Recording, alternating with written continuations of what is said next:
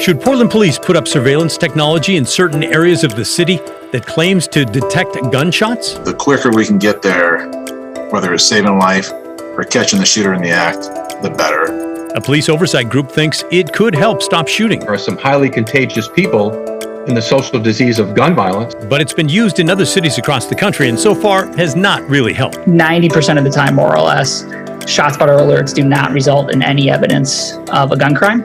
Plus, is Portland one of the greatest places in the world? Time magazine says so. Portland I think it has a good impression always. Here's the story.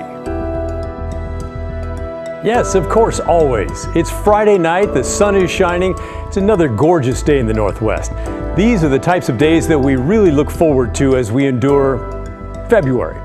And I hope you're soaking it up. On this type of day, everything seems great, including Portland. Before you get your email fingers ready to go, let's discuss this. This week, Time magazine included Portland in one of its World's Greatest Places 2022 editions. Yep, they've decided Portland is one of the top 50 places in the entire world. They included it right up there with the Great Barrier Reef in Australia, which is considered one of the 7 wonders of the world. Also, the island paradise of Bali, Indonesia, and the International Space Station. Apparently, the definition of the world goes pretty far out there. So is Portland really on that same level? Well, certainly it's a beautiful place and there's a lot to offer here. And the city has been growing fast in the last couple of decades. People do like it here, and for good reason. We have a mild climate, some of the best access to nature in the country, and a unique personality all of our own. But we also know that Portland's had its share of problems. We have thousands of people sleeping in the streets and a shortage of affordable housing. The last few years have seen an increase in gun violence and homicides as well. And we've seen racist violence and extremism play out over and over.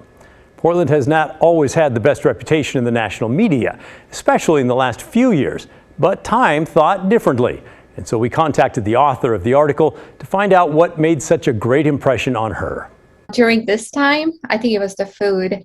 I tried every kind of cuisine, I think, in a course of 4 days.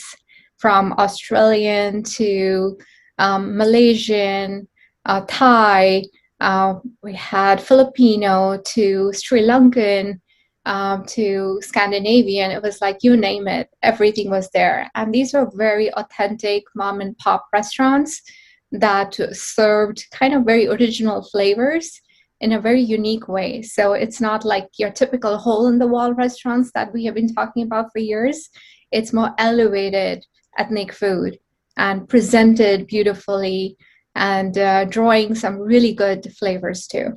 Yeah, you'd like to hear that. The author, travel writer Sucheta Raul says Time is looking for places that are doing things well. It's not greatness we are looking for from an all-time perspective or greatest in the world, but it's as it concerns 2022, it has come a long way. And it is continuously improving. And what are some of the changes that are happening this year to make it better? And I think that's what is part of this issue. And this changes every year. So, we are always looking for destinations that are different. They're constantly improving themselves and attracting people to come and visit. She says she thinks that Portland fits the bill in large part because of the city's attitude of inclusivity. She was impressed, as you heard, by the variety of cultures represented in Portland's food scene, but also by things like the sensory room at PDX, which is a calming room designed for travelers who have anxiety or are on the autism spectrum. Raul says she recognizes that Portland is not perfect, but she travels a lot, so she's seen a lot of places that people criticize. She said she has enjoyed her visits to our city. Some of the times when I tell people I'm traveling to Portland, the first thing they tell me is what they heard in the news. But I have traveled to so many places that, I get the same question, and it's not Portland. It may be Mongolia. It may be going to the Middle East. And some of the questions I get from people are totally based on what they have heard and what they know, and may not be the true reality. So my job as a travel writer is to actually go there, physically experience and convey to people my findings and my observations. And I did not feel unsafe when I was in Portland. even with everything that you said around protests, homelessness, I never felt uncomfortable. I stayed in downtown. I walked around late in the evening. So for me, I think the city is different from what media points it out. Yes, things happen everywhere, but it's only once we go there and experience it that we really know what is actually going on. How about that? There's a refreshing take. Now it's your turn. Tell us what you think. Does Portland deserve to be considered one of the world's greatest places, or do we still have a lot of work to do? Send your email or leave us a voicemail. The email address is thestory@kgw.com. The phone number is 503-226-5090. I look forward to hearing from you.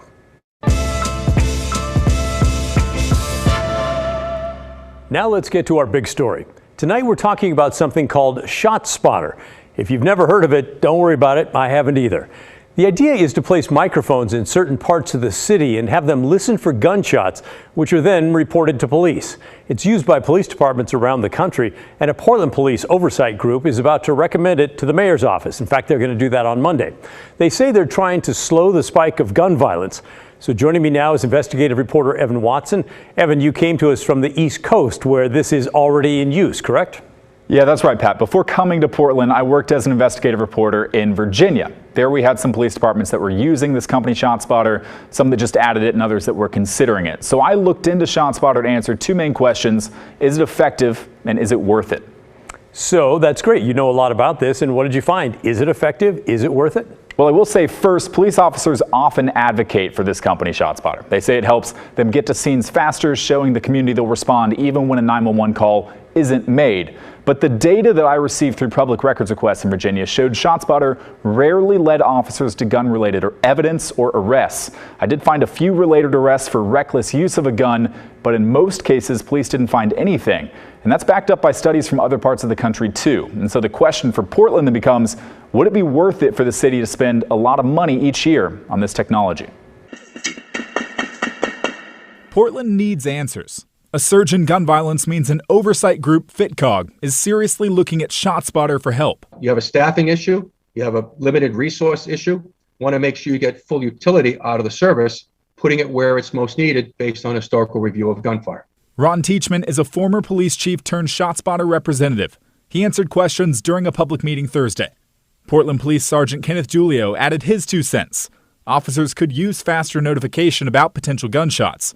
Plus, many shots aren't even called into 911. He says this could help. The quicker we can get there, whether it's saving life or catching the shooter in the act, the better. And this potentially could help with that. But is ShotSpotter effective? Is it worth it? Analysis in Chicago from the Office of Inspector General and MacArthur Justice Center found that about 9 out of 10 times, officers responded to a ShotSpotter alert but didn't find any evidence of a gun crime, a strain on police resources. High percentage of the time, those are, dead-end deployments more than likely. Ed Vogel works for Lucy Parsons Labs in Chicago, which studied ShotSpotter and this data. He says the results are similar to other studies from cities around the country. It's reactive. It's not a proactive investment in trying to address the root causes of gun violence in the city.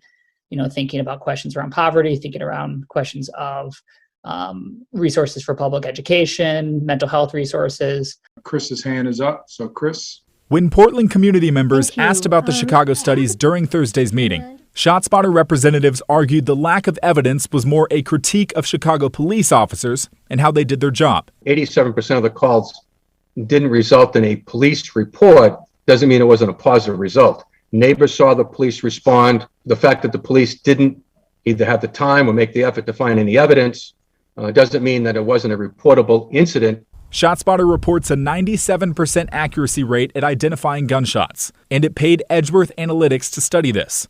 The firm confirmed that number. But that data relies on police reporting that a ShotSpotter alert led them to something that was confirmed to not be a gunshot, something like firework debris.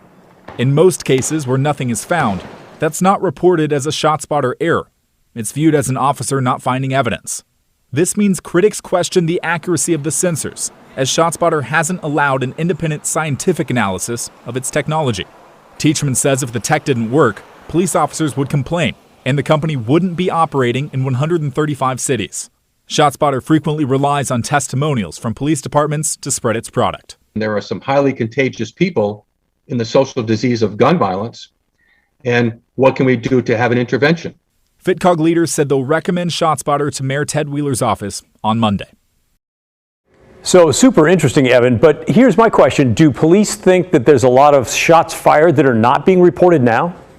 There is that sense, at least from my experience too, where they see that, hey, the amount of shots or the calls that we get in from 911 don't recognize all of the shots fired, whether people in the community are tired of reporting this or don't call everything in. So the idea is that this program could then alert police to shots that they didn't know about previously if they weren't using this. However, the question becomes, do they have the manpower to then respond to all those alerts? Right. There's sometimes in Portland now where it's hard for them to get to the known shots fired. So it'll be interesting to see. Thank you, Evan Watson. As always, great reporting. You got it. Moving on, when you or someone you love is in the middle of a crisis, you need to make some quick decisions to get help. If someone is feeling like they're ready to end their life, there's already a hotline they can tune to for help, but it's 10 digits long, and most people probably don't know the number off the top of their head.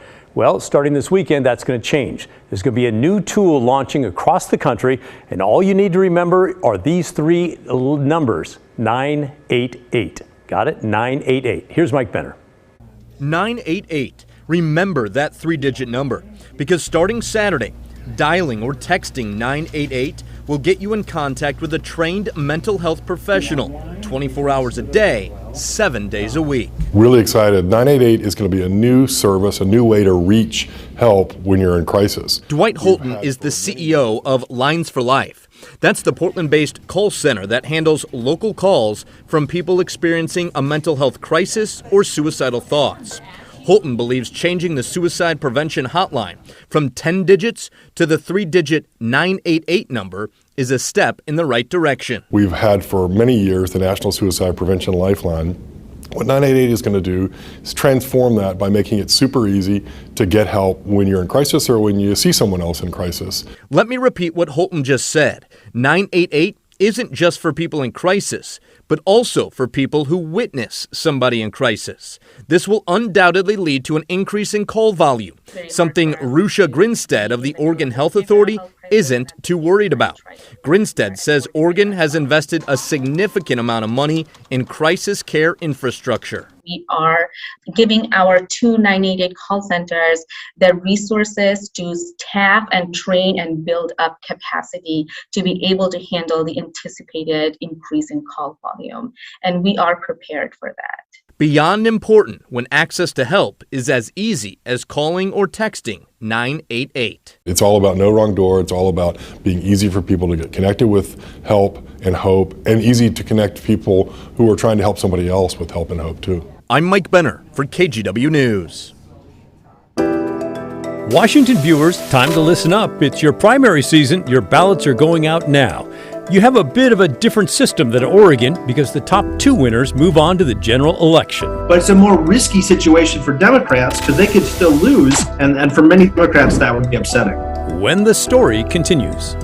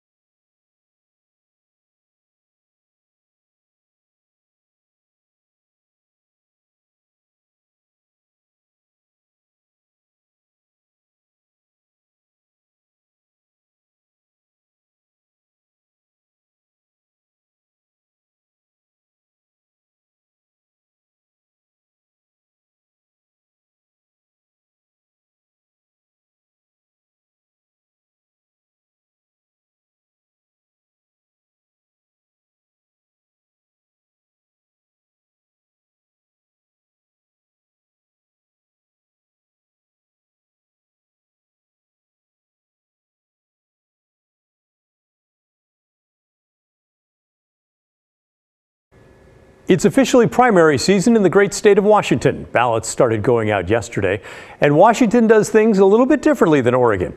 In Oregon, you choose one winner for each party, but in Washington, the top two candidates go on no matter which party, which makes things interesting this fall, especially for Southwest Washington's congressional race.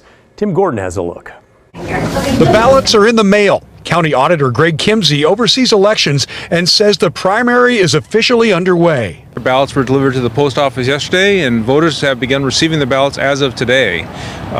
Monday morning, we expect to have several thousand ballots here in our office to begin processing. You can tell it is primary election season. In and around Vancouver, the political signs are up for a variety of races. That includes a race to replace retiring Clark County Sheriff Chuck Atkins. There are 3 candidates for sheriff. All have decades of law enforcement experience. John Horch has spent his entire career with the Clark County Sheriff's Office.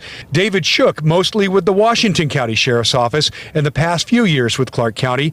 And Ray Reynolds with WDFW and the Vancouver Police Department.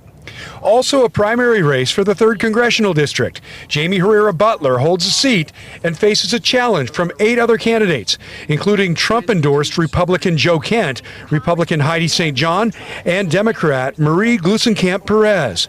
Political science professor Mark Stefan thinks it's an interesting race because of what voters may do in a slightly Republican district and what it would mean for November. So Perez would have a better shot with Kent, but it's a more risky situation for Democrats because they could still lose, and then they would get Joe Kent versus Herrera Butler in this position for the 3rd district. And for many Democrats, that would be upsetting. Unlike in Oregon, Kimsey says in Washington, it's a top 2 election. What happens is the top 2 vote getters go on to the general election. It doesn't matter what the political parties are of those candidates. It's just simply the top 2 vote getters go on to the general election. So it is time to watch for your ballots in the mail, do your research, and then, as it has worked for years, get it back to the elections office by mailing it in or dropping it off at a secure drop box location. We have a number of controls and procedures in place to ensure that when you drop your ballot off in the ballot drop box, it is going to be delivered to the elections office. In Vancouver, Tim Gordon, KGW News. Last night we brought you a segment explaining why you're seeing TV ads promoting the value of 4 Snake River dams on the Lower Snake. It's just north of Northeast Oregon. They're running because a coalition of smaller electric companies which get their energy from the dams, well, they're worried that environmentalists and others are winning the argument over tearing the dams down. You had a lot to say about that segment. We'll get to your comments in a moment. But first, I want to correct something I said yesterday.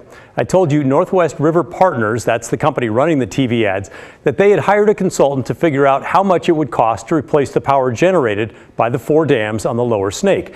I told you the report estimated it would be as high as $142 billion.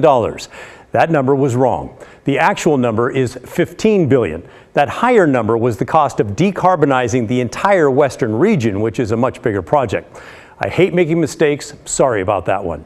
So $15 billion is the number put out by the industry, which is the ballpark of the cost estimated by the White House report, which also came out this week and gave a range of $11 to $19 billion. Okay? That's where we're at right now. Now we're going to move on to your comments. Some, like Paul, called in to point out that the dams help barges carry huge amounts of grain downriver. Ask the Idaho grain growers how they will get their grain to market if you take out the dams. And Mike wrote in to say removing the dams is a bad idea. He thinks the declining fish runs should be supplemented with more hatchery fish. He wrote, I don't know how many hatcheries are shut down, but if these people would put their money into the hatcheries, they would have the fish they seem to want. Not higher electricity costs or less water for irrigation, less recreational areas. Another viewer wrote in to say, I think the dams should stay if it saves taxpayer money. The salmon and steelhead are not as important as taxpayer money.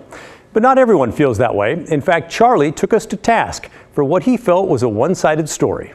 You didn't even have a response from the side that are advocating for the removal of the dam or what's really at stake here, which is the extinction of all those runs of salmon and steelhead that use the Snake River and are being killed, and their numbers reduced every year. Thank you, Charlie, for that. I hear you. The purpose of the story was to explain why you were seeing the ads supporting the dams, not to debate the issue of whether they should be torn out or not. Another call came in from Darlene, who wondered if climate change will destroy the fish no matter what. I'm not sure taking out the dams is going to do for the salmon what we hope, if in fact we do have climate change and the temperatures continue to rise and the temperature of the water continues to rise. And Jerry also concerned that the dams are breached. There will be all sorts of gunk that goes down the river. If they take the dams out, how much is that going to raise the river up? And what about all of the sediment and stuff that's in the dam that's going to wash down the river? All interesting comments. I can tell by the response that we're going to have to do a lot more stories on this topic. And thank you to everyone who took the time to write in and call. And if you're watching this after the live broadcast, you can still send your comments and we will still check them out. Still ahead, the Supreme Court decision on abortion isn't just affecting people who are pregnant. The ripple effects are going to be seen across the healthcare industry, what local healthcare providers say they're gearing up for when we come back.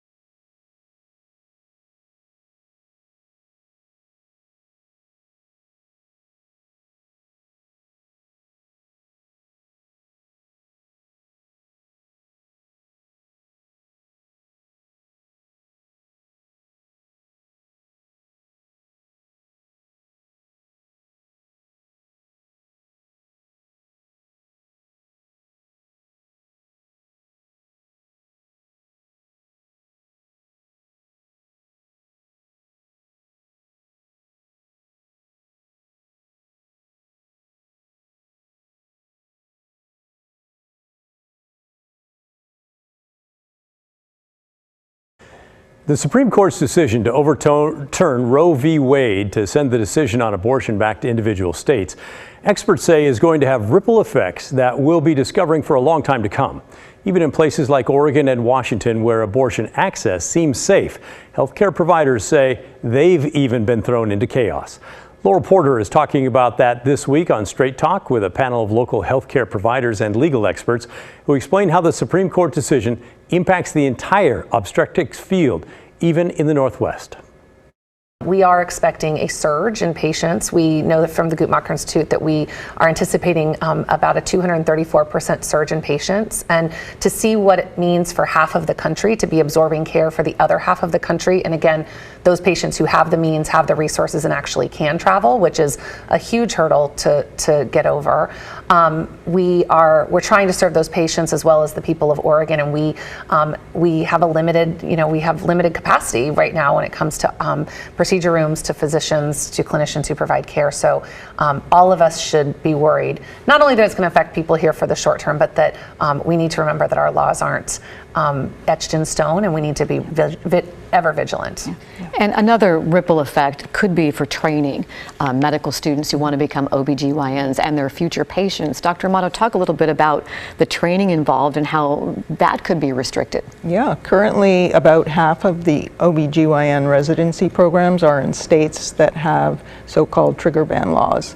So what I think we'll see is that you have a number of providers who have to travel elsewhere to get their training, or if they choose not to do that or can't do that, will not be trained in these procedures, which I think people don't always realize. The same procedures we use for pregnancy termination are the same surgical procedures that we use for management of miscarriage.